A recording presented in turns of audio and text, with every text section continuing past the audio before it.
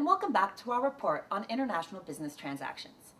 As you know, in this report, we have been following a developing international business relationship between a seller of fair trade organic surf wax in Timbuktu, Africa, from Sister Mary Seller, to a buyer in Honolulu, Hawaii, Mr. Brett Abaya. And now we have some very interesting developments to report. Early last week, Mr. Abaya called on his cousin Kimo, a recent graduate from the William S. Richardson School of Law, to help him draft the sales contract for the surf wax from Sister Mary Seller. According to a source close to Kimo, he was more than happy to help out Brett Abaya with the sales contract, because as a young associate at Levin, Levin, his goal is to become a world-class transactional attorney, and one day move in-house as general counsel for Mr. Abaya's surf wax company. But folks, unfortunately, we have some bad news to report. Yesterday, we received word that the ship transporting Sister Seller's surf wax sank in the middle of the ocean en route to Mr. Abaya in Honolulu.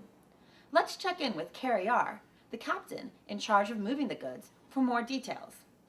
So, is it true, Mr. R., that your ship sank yesterday off the coast of India? Arr. And all the surf wax sank to the bottom of the ocean? Arr. Have both parties been notified of the disaster?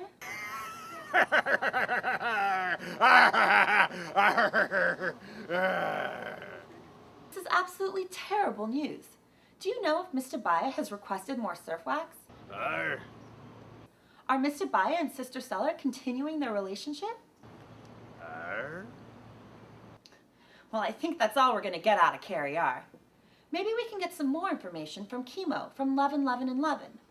Kimo, now I know that as we get closer to wintertime, the North Shore swells will be picking up, and I can guess that there will be heavy demand for Mr. Abaya's wax, with all the recent marketing and promotion he's been doing. So, can you tell our viewers the status of our sales transaction? Oh man. I know Brett Abaya is counting on me, but this is bad, real bad. I think I may have put my cousin, Mr. Abaya, in a tight spot. My partner told me I drafted the contract wrong, and now Mr. Abaya will have to pay for the lost wax. And it turns out our wax wasn't insured. That does sound pretty bad. Can you walk us through what happened with the contract? And then maybe we can get Mr. Legalese to help us suss out who is responsible for the lost goods. Oh, gosh, golly, sure thing. Any help I can get would be great. I really want to show my partner that I can get this right and be a great transactional attorney. So basically, I drafted a sales contract dictating that Mr. Abaya would get 20,000 bars of surf wax in exchange for $10,000 to Sister Seller. When I was talking to my cousin, he told me he didn't want to buy insurance and that he hoped Sister Seller would get it. According to the contract, the goods would be transferred FOB, Cairo, Egypt, and incorporate Incoterms 2000. Whoa. Did you say FOB Cairo, Egypt? Didn't you say that Mr. Abaya had no insurance? Yep, you're in trouble. Well, hello there, Mr. Legalese. Nice of you to join us. Let's slow down for a second, though. What is FOB anyway? And what is this about Incoterms? Okay, wait. Let's start from the beginning. Now, it looks like Kimo was trying to incorporate the Incoterms into the sales contract. Now, Incoterms are essentially a set of rules which spell out the specific rights and obligations for the buyers and sellers. Now, when you're using Incoterms, the parties can pick and choose what rules they want to apply in order to capture exactly what they want to have happen in their contract. You can think about it like a McDonald's menu, right? When you order a Big Mac, you know exactly what you're going to get. You're going to get 2 all-beef patties, special sauce, lettuce, cheese, pickles, onions on a sesame seed bun. But say you want a Happy Meal, right? And if you're not in California where they're now illegal, you can also get a Happy Meal. But the Incoterms, basically, they give parties possibilities, right? And each possibility carries with it specific duties and obligations, so you know what you're going to get.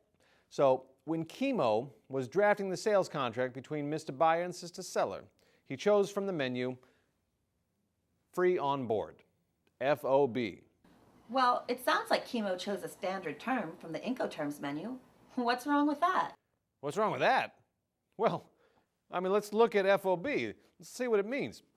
FOB, here, I just happen to have my book right here, stands for free on board. And what that means is that the seller is responsible for the goods up and until he moves the goods over onto the ship at the port of shipment. Now, in this case, Sister Seller moved the goods by train from Timbuktu to Cairo. In Cairo, the wax was moved onto Carryar's ship.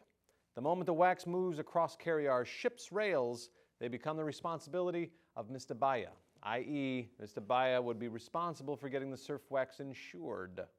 And you know this from the Incoterms? Of course! I mean, that is the beauty of Incoterms. Look, they spell it out. See section B5. FOB term states that the buyer must bear all risks of loss or damages to the goods from the time that they have passed the ship's rails at the named port of shipment. I guess that does sound pretty clear.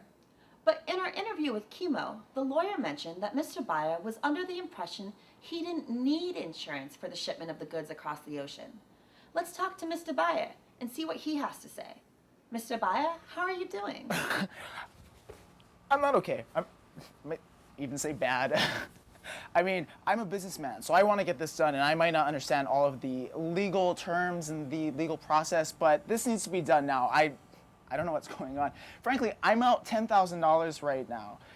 This is a huge mess. I thought Sister Mary Sellers was in charge of the insurance, and clearly she wasn't. I've done transactions before, I've made contracts before, so really I don't understand what's going on. And my cousin, where is she? What is she? I don't know. Get the camera out of my face. I'll tell you what you could have done. 3 simple letters, C-I-F. See, that's another choice from the Incoterm menu, which stands for cost, insurance, and freight. Now, if the parties had put CIF in their contract, it would have made Sister Seller responsible for getting the insurance. Again, I quote from section A3, paragraph B, contract of insurance. The seller must obtain at his own expense cargo insurance as agreed in the contract, such that the buyer or any other person having an insurable interest to the goods shall be entitled to claim directly from the insurer and provide the buyer with the insurance policy coverage. See, it's just really that simple. It's right here. I'm still confused. It looked like Sister Seller had every intention of getting the insurance. I mean, I get that the contract said FOB, but wouldn't a court possibly rule that she was liable given her intent? Oh, Nancy, that is a good thought, but courts won't do that. Now, what you have to remember is that courts want to uphold the sanctity of the Incoterms. Sanctity? Really? Why? Well, let me put it this way. The reality is that millions of transactions happen every day, and if the courts decided that these various terms would mean different things according to the intent of the parties or some other justification, it would defeat the entire purpose of the Incoterms. The terms are supposed to make transaction easy by being as clear as a bell. That makes sense now. Upholding the sanctity of the Incoterms means international business transactions can continue to run smoothly. Wait, this just in. Looks like Chemo has been in talks with Mr. Baya and Sister Seller, and there have been some new developments. Let's see what Chemo has to say. Chemo, what's new with the transaction? Oh, hi there. Well, after listening to Mr. Legalese detail how and why Incoterms work, I went back to Mr. Baya and Sister Seller. You see, I really want to help them make this transaction work, and after all, both parties want to see the development of a fruitful business relationship. So I explained my mistake with the Incoterms and assured both parties that I have learned my lesson. I think they both appreciated my honesty. Mr. Baya and Sister Seller have actually agreed to split the cost of the lost goods, and they want to try to make the transaction work a second time. So I'm now drafting a new sales contract. That's great news. Such a relief.